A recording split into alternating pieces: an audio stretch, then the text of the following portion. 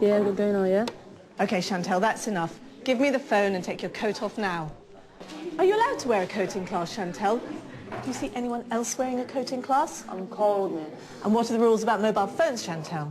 My mum on the phone. What, do you want me to not talk to my mum? She wouldn't like that. Well, I would appreciate it if you didn't answer your phone in class, thank you. Are you listening to me, Chantel? Right, give me the phone and take your coat off now.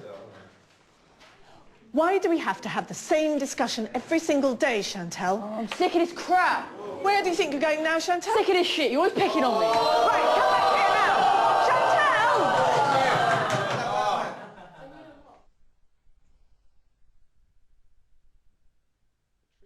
The truth is, we've all done this. We've all reacted slightly too strongly on a Friday afternoon and had our weekend spoilt worrying about how we could have dealt with Chantel differently. Chantel's looking for a way out. She's come into the lesson, but clearly her thoughts are elsewhere. If you give her that excuse, she will go. OK, that's enough, Chantel. Give me the phone and take your coat off now. Remember, your behaviour really is the only behaviour that you have absolute control over. And you need to use that to your best advantage. The physical intervention, it's too close. It's too sudden. Her personal space is all around her, and yet you come in, touch the coat, force her to shrug you off, and almost push your way in between the two students. It's become public.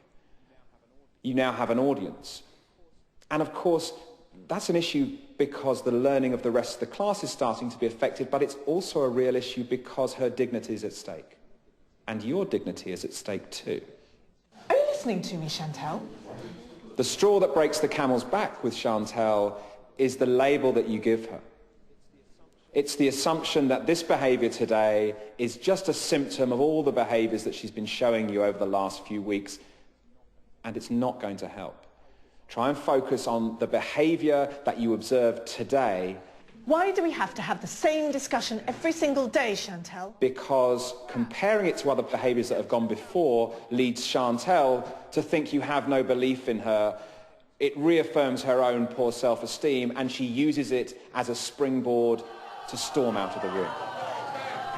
If you find yourself thinking about your own actions and thinking you may have helped to provoke that confrontation, even though it wasn't your fault in the first place, then the right thing to do is to find Chantel, to sit her down, to redraw the boundary lines, to re-establish what's going to happen in the next lesson, and to rebuild the trust that's clearly been broken. Leave her to stew, and you're going to make things worse and perpetuate this poor pattern of behaviour that she's got herself into.